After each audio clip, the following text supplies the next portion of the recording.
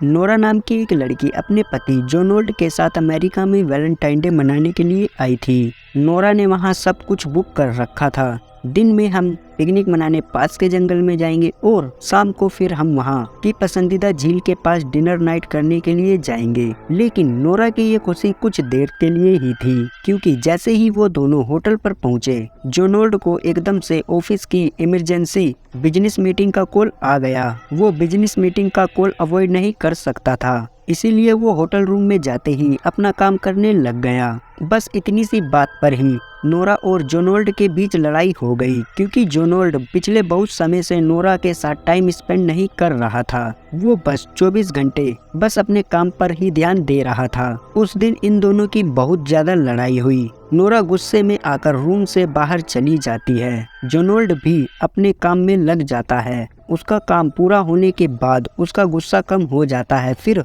उसको नोरा की फिक्र होने लगी। रात के करीबन 10 बज रहे थे। जोनोल्ड ने नोरा को मैसेज किया, पर नोरा की तरफ से कोई जवाब न आने के कारण उसने कॉल लगाने का सोचा। बहुत सारे कॉल लगाने के बाद भी नोरा ने उसका एक भी कॉल नहीं उठाया। ऐसे में जोनोल्ड नोरा को ढूंढने के लिए चला जाता है। हर जगह ढूंढने पर भी नोरा कहीं नहीं मिलती। जोनोल्ड ने सोचा शायद नोरा झील के पास गई होगी, क्योंकि नोरा का जब भी मूड खराब होता है तो वो पानी के पास जाकर बैठ जाती है। उसे वहीं पर सुकून मिलता है। ऐसे में जोनोल्ड झील के पास चला जाता है। उसे वहाँ एक लड़की दिखाई देती है। जोनोल्ड उस लड़की को बोलता है, आपने यहाँ किसी लड़की को देखा है क्या? कोई जवाब न आने के कारण जोनोल्ड और करीब चला जाता है। जैसे ही वो करीब जाता है, उस लड़की की रोने की आवाज आती है। रात के 12 बजने में कुछ ही समय बचा था। वो लड़की लगभग 19 साल की दिख रही थी। वो रोते हुए बस झील के सामने ही देख रही थी। जोनोल्ड ने उसे इस तरीके से रात के 12 बजे झील के पास रोता हुआ देख उससे कारण पूछा। उसका कोई जवाब नहीं आया। फिर वो लड़की अचानक से हवा में गायब हो जाती है। यह देखकर जोनोल्ड बहुत डर जाता है। वो वहाँ से भागने लगता है। तभी अचानक से नोरा दिखाई दी। वो दौड़कर नोरा के पास गया, उसे गले लगाया और अपने साथ चलने के लिए कहा, लेकिन नोरा अपनी जगह से हिल भी नहीं रही थी। वो बस झील की ओर देख रही थी। यह देखकर जोनोल्ड ने भी झील की ओर देखा तो उसे वही लड़की दिखी जो कुछ समय पहले उससे मिली थी। पर आश्चर्यचकित बात यह है कि उस लड़की का मुंह एकदम नीला पड़ा हुआ था और उसका पूरा शरीर पानी से भीगा हुआ था। नोरा उसी लड़की की ओर देख रही थी। धीरे धीरे करके नोरा उस लड़की के पास जा रही थी। जोनोल्ड यह देखकर उसे रोकने की कोशिश करता है, पर उसे रोक नहीं पाया। नोरा धीरे धीरे झील के पानी की ओर बढ़ती जा रही थी। ऐसे में जोनोल्ड ने अपना पूरा जोर लगाया, पर नोरा को पानी में जाने से रोक नहीं पाया। फिर अचानक से जोनोल्ड को जोर का धक्का लगता है। वो बहुत दूर जाकर गिर जाता है। जोनोल्ड नोरा को उस लड़की के साथ झील के अंदर जाता देख रहा था। फिर नोरा झील के अंदर चली जाती है। यह देखकर जोनोल्ड रोने लगता है। रोते रोते वो भी झील के अंदर जाकर नोरा को ढूंढने लगता है। तभी वहाँ एक आदमी आता है। वो जोनोल्ड को झील के अंदर जाता देख उसे बाहर खींचकर लाता है। बाहर आते ही जोनोल्ड बेहोश हो जाता है। कुछ देर बाद उसे होश आता है तो जोनोल्ड अपने सामने खड़े आदमी को रोते हुए बोलता है।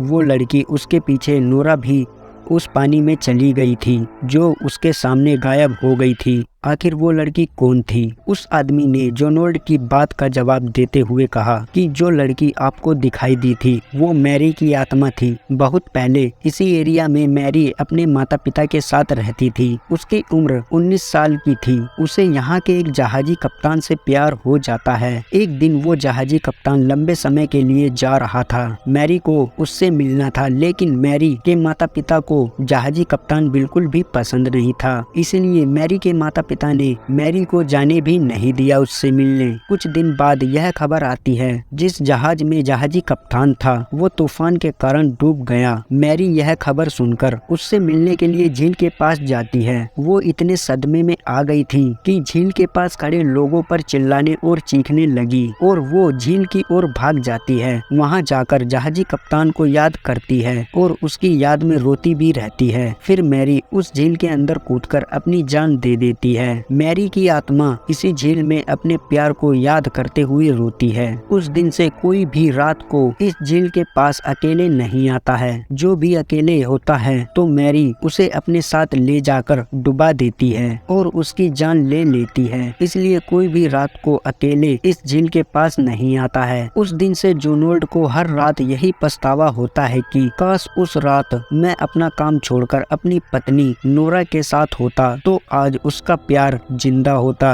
दोस्तों, उम्मीद करता हूँ आप लोगों को यह कहानी अच्छी लगी होगी। अगर अच्छी लगी तो हमें कमेंट में जरूर बताएं और ऐसे ही इंटरेस्टिंग हॉरर वीडियोस के लिए हमारे चैनल को सब्सक्राइब करें और हम मिलते हैं आपसे अपनी अगली हॉरर वीडियो में। तब तक के लिए बाय बाय।